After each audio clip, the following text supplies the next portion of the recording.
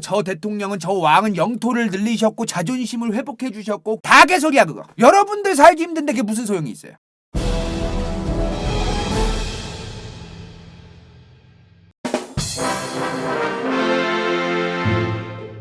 가나 오늘의 주제가 무엇이냐? 러시아 여행 갔다 오셔 저분이 드디어 러시아에 갔다 오시는 날이에요. 오늘 사실 내용이요 대부분 나폴레옹 전쟁이에요. 왜? 나폴레옹 전쟁을 이해해야 러시아의 그 이후 역사들도 이해가 됩니다. 나폴레옹 전쟁을 이해 안 하면요 1800년대 중후반으로 가는 근대에서 이제 현대로 넘어오는 1, 2차 세계대전이 터지기 직전의 유럽이 이해가 안 돼요. 저 나폴레옹이라는 사람을 이해해야 1, 2차 세계대전도 이해가 됩니다. 저 양반이 뭐하고 도대체 왜 설치고 댕겼는지를 다 이해를 해야 돼. 그래야만 유럽사가 이해가 됩니다. 자, 지난 시간 러시아의 어마무시했던 황제죠. 표트르 대제. 어떤 사람이었습니까? 저번에 제가 말씀드렸죠. 능력 있는 애들을 서민이었든 정육점에서 고기를 팔던 사람이든 누구든 국가에서 필요로 하는 그러한 능력만 있는 사람이라면은 충분히 정부의 장관급, 차관급, 어마무시한 장관급 인사도 가능하다. 이러한 마인드를 가졌던 사람이 누구다? 표트르 대제다.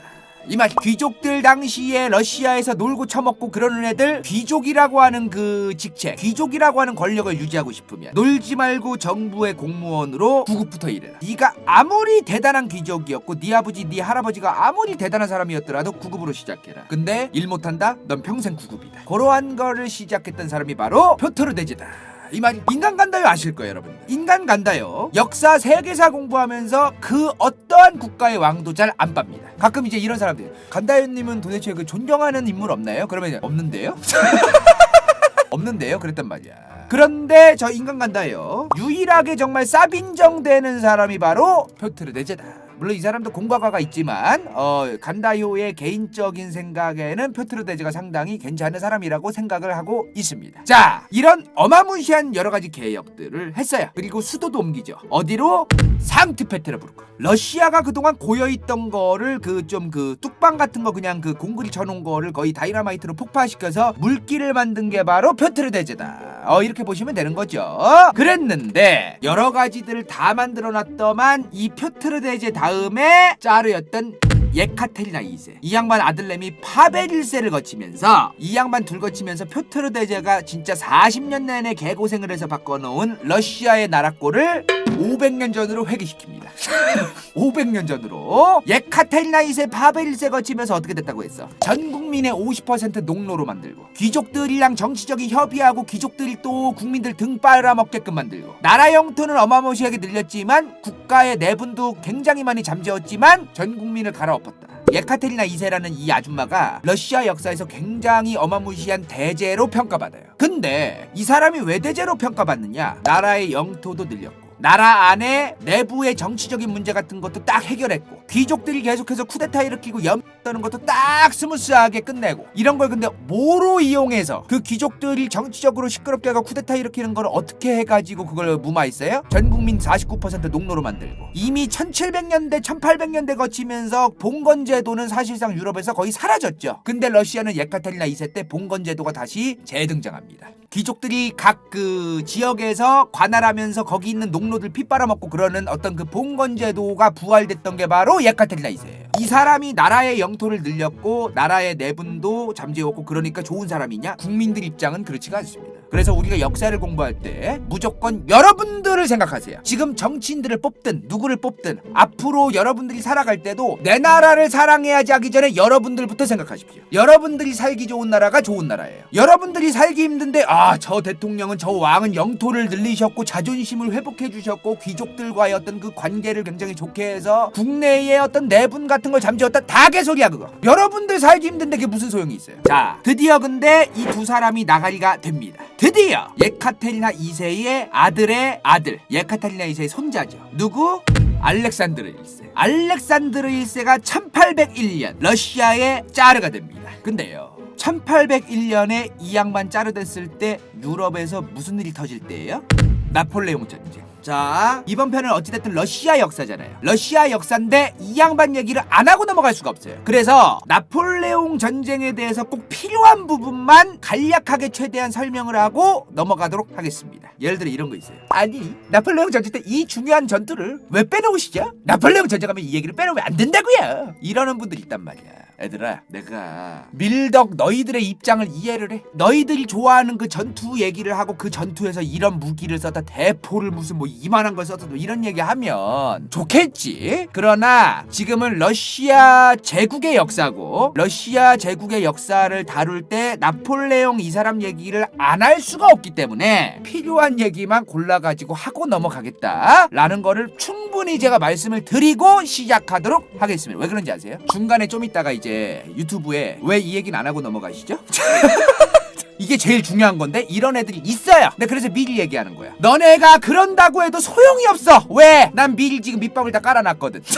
이미 베리어를 거의 뭐 그냥 천짜리를 씌워놨어. 지금 배인 원디라는데 이제 베리어 든 거야 진짜로. 자, 나폴레옹 전쟁 때 나폴레옹이 설치고 댕기면서 유럽이 당시에 어떻게 되었었어요? 당시에 이게 나폴레옹 최대 전성기라고 봐야 되거든요. 이때가. 스페인은 어디 갔어 지금? 스페인은 지도에서 사실상 잠시 동안 사라집니다. 현재의 스페인, 프랑스, 독일, 이탈리아 거의 다 먹혀요. 이때 진짜 어마무시했죠. 근데 그거 아세요? 너무나 어이없게도, 너무나 모순적이게도 본인이 황제라고 셀프로 얘기했던 나폴레옹, 쿠데타와 독재와 황제 정치 전쟁광, 나폴레옹이 저렇게 설칠 수 있었던 원동력은요, 너무나 아이러니하고 너무나 모순적이게도 민주주의, 자유를 염원했다고 우리가 배우고 있는 프랑스 대혁명 덕분입니다. 너무나 뭔가 이상하지 않아요? 분명히 저 프랑스 대혁명은 왕정, 황제 이런 걸 싫어하고 민주주의, 자유주의, 계몽주의 막 이런 거 아닌가? 우리가 알기로 이제 그렇단 말이죠. 근데 이 프랑스 대혁명 이후에 쿠데타 일으켜서 혼자 종신직 통령 해먹고, 그리고 몇 년 뒤엔 황제까지 해먹었던 일이 일어납니다. 어디서? 프랑스 대혁명이 일어난 프랑스에서. 너무나 신기하지 않아요? 그죠? 프랑스 대혁명이 지금 1789년부터 1799년까지잖아요. 요때가 언제인지 아세요? 이 프랑스 대혁명이 끝난 이 시점, 저 1799년에 나폴레옹의 쿠데타가 일어납니다. 달리 말하면 프랑스 대혁명이 끝난 저 1799년은 나폴레옹의 쿠데타가 일어나면서 끝난 거예요. 프랑스 대혁명이 1799년에 끝났다는 거는 민주주의, 자유를 염원하던 게 이루어져서 끝난 게 아니에요. 나폴레옹이 쿠데타를 해서 강력한 권력을 지 혼자 다 해먹을 수 있게 되어서 끝난 겁니다. 당시에 나폴레옹이 쿠데타를 일으켜서 어떻게 되었느냐? 제1통령이 됩니다. 자, 우리나라 말로 이제 번역하기로는 통령으로 번역이 돼요. 나폴레옹이 쿠데타를 하면서 강력한 권력, 제1, 제2, 제3 통령으로 나뉘어졌던 프랑스 대혁명 이후의 프랑스 정부, 정치구조. 이 상황에서 나폴레옹이 제1통령이 돼요. 1799년 이후에. 이 제1통령이 뭐예요? 지금 보면은 외교, 국무, 전쟁, 전쟁관리, 해양 및 식민지를 관리하고 내무를 관리하고, 그러니까 사실상 다 해먹는 거예요. 저거를 다 해먹던 게 바로 누구다? 나폴레옹이다.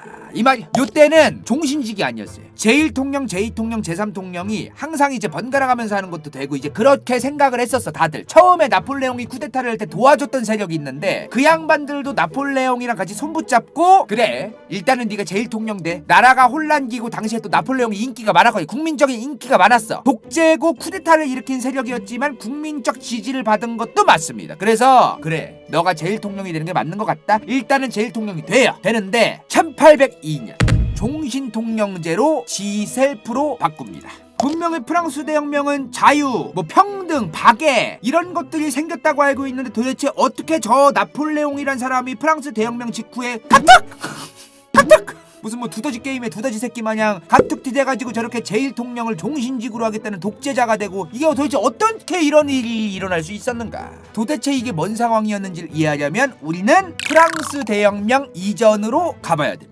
프랑스 대혁명 이전을 이제 설명을 좀 드릴게요. 프랑스 대혁명 이전에 왕이 누가 있었어요? 태양왕. 거의 그냥 절대군주. 지각으로 질리고 지각으로 죽이라 그러면 죽어야 되고 지가 기라고 하면 기어야 되는, 그냥 태양왕으로 불리우던 누구? 루이 14세. 이 양반을 시작으로 루이 15, 16세까지 오면서 하도 루이 14세를 시작으로 삽질도 많이 하고 전쟁도 엄청 많이 했어요, 이 태양왕이. 그래서 제가 누누이 말했죠. 전쟁은 뭐다? 이기면 됐다. 지면 진짜 개 됐다. 전쟁 전쟁을 하게 되면 이겨도 본전 찾기가 힘들어요. 지면은 진짜 나라 멸망입니다. 진짜 나라 망국으로 가는 거예요. 망조가 들어요 진짜. 근데 그러한 멸망의 지름길이었던 전쟁을 루이 14세를 시작으로 오직의 전쟁이란 전쟁은 다 일으키고 루이 15세도 똥이란 똥은 다 싸놓고 그랬단 말이에요. 그러니까 루이 14세 때 시작했던 전쟁과 삽질들이 루이 16세까지 오면서 경제가 프랑스는 개판이었다. 달리 말하면 프랑스 대혁명이 터질 때였던 루이 16세 때 프랑스의 경제는 어땠다? 개판이었다. 이 말이야. 루이 14세의 증손자가 루이 15세고 루이 15세의 손자가 루이 16세예요. 이렇게 좀 바로바로 다이렉트로 가지는 않아. 좀 한 건너로 가요. 루이 16세에 가요. 그래도 지 할아버지의 할아버지였던 루이 14세랑 15세 둘이서 싸놓은 똥을 치워보려고 노력을 나름 한 사람입니다. 우리가 보통 프랑스 대혁명 때 단두대에 가가지고 모가지가 날아간 루이 16세에 대해서 똑같은 쓰레기 새끼다 이렇게 하는 경우가 많은데 루이 14, 15가 싸놓은 똥을 그래도 그나마 치우려고 나름 노력을 했던 사람이 바로 루이 16세예요. 근데 치우려고 해도 안 치워진 거지. 하필이면 이 루이 16세가 나라꼴 개판인 거를 똥을 좀 치워보려고 노력을 하는데 루이 16세가 왕위 먹을 때 신이 버린 것 같아 진짜. 안 그래도 선대에서 14, 15세가 똥 싸놓은 게 졸라 많은데 16세 때는 또 흉작이랑 기근이랑 우박이 됩니다. 진짜 하늘이 버렸어 얘를. 그러니까 사람들이 야마가 안 도냐고 당시에. 저러면 이제 사람들이 왕 탓을 하게 돼요. 나라가 해준 게 뭐가 있냐 나한테. 이렇게 된다고 사람이. 얘는 더 문제야. 루이 15세. 얘는 여자에 미쳐가지고 하여튼 전국에 있는 그 자기의 신부감을 어떻게든 찾으려고 별짓 다 떨었어 진짜로. 그러고 있었으니 나라 재정은 개판이 되어가는데 결국에 루이 16세 때 다른 나라의 도움을 받기 위해서 루이 16세가 정부재정 파상선언을 선포합니다. 당시에 프랑스 사람들이 다 들고 일어나서 이 루이 14, 15, 16 이 루이 새끼들이 이거 지팡이고 삽이고 뭐고 다 들고 일어나가지고 난리치고 막 이상할 게 없는 거예요. 그게 바로 뭐다? 프랑스 대혁명이다 이 말이요. 근데요 이게 우리나라도 옛날에 그런데요. 우리나라 임시정부와 독립운동하셨던 분들이 참 뛰어나고 고생 많이 하시고 그런 분들이 있는데 해방 이후에 이제 초기 정부를 잡았던 분들도 그 양반들 중에서도요. 그러니까 이런 게 있는 거예요. 예를 들어 임시정부 사람들이라던가 해방 이후에 직후에 이제 뭐 야인시대 밈 같은 거 나오는 그런데 나오는 분들 해방 이후에도 정부 관료 몇 명이 다 결정하고 이제 그렇게 흘렀잖아요. 국민들이야 민주주의 자유주의 정부가 들어섰다 이런 게 먹는 건지 먹이는 건지 싸는 건지 좋은 건지 뭔지도 모르고 그냥 따라가는 거 그런 경우가 진짜 많거든요. 그래서 임시정부 요직에 있던 사람들이든 해방 직후의 정부 관료들 뭐 장면 총재 아니면 뭐 조병옥 이런 분들이 잘못됐다기보다도 어찌됐든 그런 소수의 사람들이 사실상 미군 정기와 해방 직후를 결정하고 그랬던 거잖아요. 국민들은 그게 잘 몰라요. 국민들은 자유주의 민주주의가 뭔지 해방 직후에 아는 사람들이 거의 없었을 게 분명합니다. 마찬가지 프랑스도 프랑스 사람들이 프랑스 대혁명 기간에 막 선동하고 대혁명을 해야 된다 뭐 자유와 평등과 이런 게 중요하다 막 이런 걸 얘기를 했으나 국민들도 그런 것들을 굉장히 잘 이해하고 있던 건 아니라는 거예요. 인민주권의 원칙을 민주주의로 막 선거도 하겠다 막 이러면서 막 떠들어서 막 국민들 입장에선 지금 아까 말했던 이 새끼들 얘네들보단 나아지겠지. 그냥 그렇게 생각하는 사람들이 훨씬 많았을 것이다 라는 겁니다. 그럼 지금은 이해하고 있느냐? 라고 했을 때 아니라고 생각하는 사람들도 많습니다. 지금도 민주주의가 뭐고 자유민주주의가 뭔지를 잘 이해를 못하고 사는 사람들이 굉장히 많습니다. 뭐 민주주의라고 하는 게 명확하게 학자들마다 뭐 정의 내리는 내용은 다르지만 어찌됐든 민주주의의 꽃은 선거고 선거의 결과에 대해서 국민들이 책임을 져야 되거든요. 그 정부가 마음에 들든 안 들든 나라꼴 개판이 되든 말든 다 국민 탓이에요. 본인들이 뽑으셨잖아요. 본인들이 뽑아서 누가 뽑혔는데 그 사람이 정치를 못한다? 그럼 본인들 탓입니다. 그게 민주주의예요. 그래서 책임이 있어야 됩니다. 본인들도 투표를 할 때 선거를 할 때 개개인들의 책임감이 굉장히 중요한 게 민주주의인데 나라가 해준 게 뭐가 있냐? 나라 탓을 해요. 본인들 탓을 해야 되는 거예요. 민주주의는 사실 본인들이 국회의원 뽑으셨고 본인들이 개헌이라던가 국회의원 수를 줄인다거나 이런 거 공약 안 하면 안 뽑겠다라고 얘기를 해보시든가 그런 걸 적극적으로 안 했기 때문에 지금 이렇게 되어가는 겁니다. 그래서 나라 탓하면 안 돼요. 민주주의는 본인들 스스로를 탓해야 됩니다. 본인들 스스로. 자, 이런 것들을 이해하기가 참 어려워요. 일반적으로 예를 들어 프랑스 대혁명 직전까지만 해도 아까 말씀드렸다시피 루이 14, 15, 16세까지만 해도 왕정이었는데 갑자기 새삼 들어와가지고 이제 자유와 평등과 우애 뭐 박애 뭐 이런 단어를 떠들면서 머리에 좀 들었다면서 지들이 막 선동하면서 사람들 선동하는데 국민들은 그게 뭔지 잘 모를 수밖에 없는 거예요. 그게 너무 어렵거든. 일반인들이 지금까지 겪어보지 못했던 단어들이잖아요. 그게 어찌됐든 재밌는 게 뭔지 아세요? 프랑스 대혁명 때 나라 제가 제대로 바꿔보겠습니다. 저 루이 16세 간두대로 했던 수많은 프랑스 혁명의 주역들, 대혁명 기간 동안 국민정부 같은 어떤 그 뭐 의회정부 같은 걸 이제 만들거든요. 민주주의 팔아먹으면서 지들 멋대로 헤쳐먹기 시작합니다. 초기에 프랑스 대혁명 이 10년 동안 1789년부터 1799년까지 그렇게 주댕이로는 자유와 평등의 시대를 만들겠습니다. 여러분들, 제가 이제 저 루이 16세를 몰아내고 이제 자유민주주의 국가를 세우겠습니다. 이제 막 대뻥카 주댕이 다 털더니 그때가 언제예요? 프랑스 제1공화국입니다. 프랑스 대혁명 기간 때 생겼던 프랑스 제1공화국. 그동안은 프랑스 왕국이었어요. 드디어 첫 번째 프랑스라는 국가 역사상 가장 처음으로 등장한 첫 번째 공화국이다 해서 제1공화국이라고 부릅니다. 이때 수많은 정치 인색들, 프랑스 대혁명 제가 좋은 나라 만들게요, 자유평등 최고 막 이러던 양반들, 그 새끼 정치인 되더니 선거하겠습니다 했는데 제1공화국 시작하자마자 국민들이 선거하는 거, 정치 참여하는 거 어떻게든 막으려고 안간힘 썼던 인간들이 저 프랑스 대혁명의 주역들 중에 오지게 많이 있었습니다. 이게 그런 거예요. 자유민주주의라고 말은 떠들지만 실제로 행동은 자유민주주의를 안 하면은 자유민주주의를 수호하고 그러는 게 아닌 거죠. 그러다가 이 프랑스 제1공화국에서 프랑스 제1제국으로 바뀌어요, 갑자기.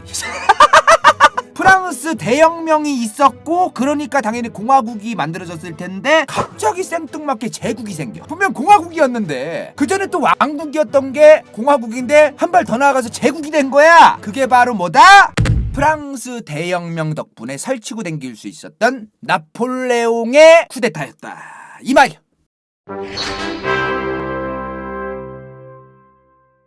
이번 영상이 볼만했다면 좋아요와 구독, 재미없었다면 이건 재밌을지도 몰라.